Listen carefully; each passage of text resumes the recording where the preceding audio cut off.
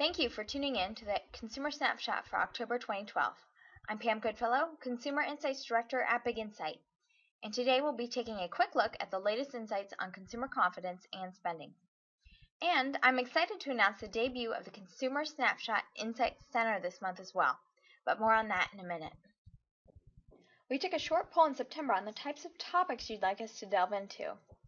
Consumer confidence and practical spending were the front runners, but we'll also take a peek at the other highlights for the month of October. And since the majority voted that we limit the Consumer Snapshot to 5 minutes, let's get this show on the road. Now, our first item up today is that confidence points to cautious consumers.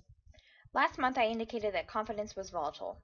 After reaching a 2012 high in September, consumer confidence backed down a few points this month to a current 35.7%. Now, that's still an improvement from most of the summer, and of course October 2011. But recall that last year's debt crisis really shook up consumers well into Q4. After dropping in August 2011, it took about 6 months for confidence to rise again above that 30% mark. So I have to ask, if last year's debt crisis had this effect on confidence, how might the fiscal cliff affect sentiment post-election? 90% of consumers are set to realize higher taxes should we fall from the cliff at the end of the year.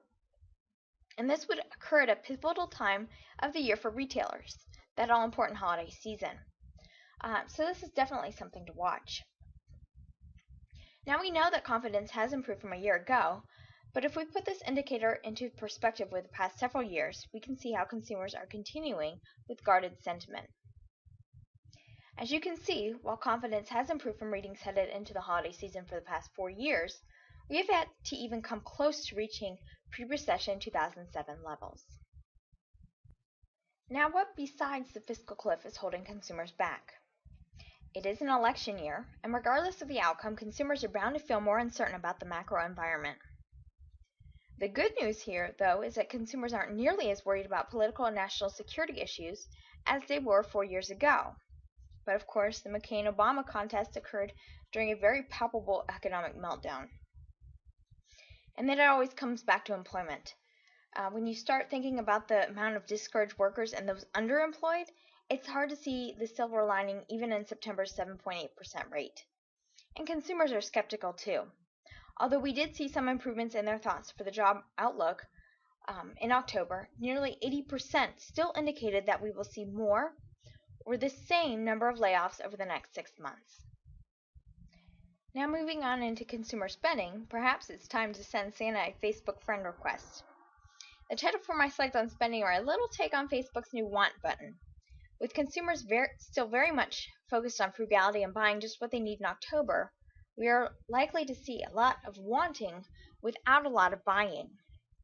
Now, as you can see in the chart, while those focused on practical purchasing and buying just the necessities backed off a bit from October 2011, we are still very much in line with spending sentiment witnessed during the dog days of the recession. And they remain very much elevated from pre-recession October 2007. Now, besides the obvious economic uncertainty, what else is feeding consumers' frugality? We are still seeing fiscal conservatism. Paying down debt and decreasing overall spending are both on the rise from last month and last year.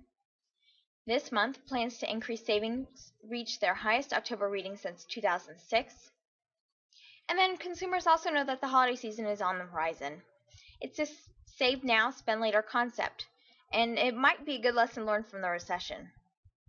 Now, it's not that consumers aren't spending. In fact, you may have seen our Halloween insights recently released by the National Retail Federation, where plans to celebrate and spend the holiday reached new highs this year. But spending is targeted and planned. The days of spend now and then worry about it later are gone. Now you can really think of it more like think, plan, then maybe spend without those regrets. Now we'll close out this month's snapshot with a look at a few other highlights from October. While gas prices aren't exactly front page news, still keep in mind that more than 7 out of 10 continue to have their budgets impacted by the pain at the pump. And their pump price prediction by Halloween is $3.90 a gallon, which is dangerously close to that psychological terror that is $4 a gallon. Walmart comes out ahead of Kohl's in women's clothing and Payless in shoes. But the discounter might face stiffer competition in toys this holiday season, with both Toys R Us and Amazon seeing year-over-year gains in customer share. And then, much like confidence in practical spending, the 90-day outlook improves over the past 4 years, yet remains off from 2007. And we might be on the verge of a DSLR buying trend. Plans to purchase digital cameras actually reached a 2-year high this month. Finally, meet Little Miss Not Hot this month. Here comes Honey Boo Boo. Now, for more on our insights for October, please check out our new Consumer Snapshot Insight Center. In this Insight Center, we are granting you complimentary advanced access to our newest insights. These insights are interactive, meaning that you can segment questions like consumer confidence, spending plans, and employment sentiment by several key demographic groups. And then you can also download this month's PowerPoint analysis or text summary from this Insight Center. All you have to do is click the red button below to register and log in for this complimentary Insight Center. And if you're viewing this video from an embedded link, head over to consumersnapshot.com to access these insights. Thanks for watching.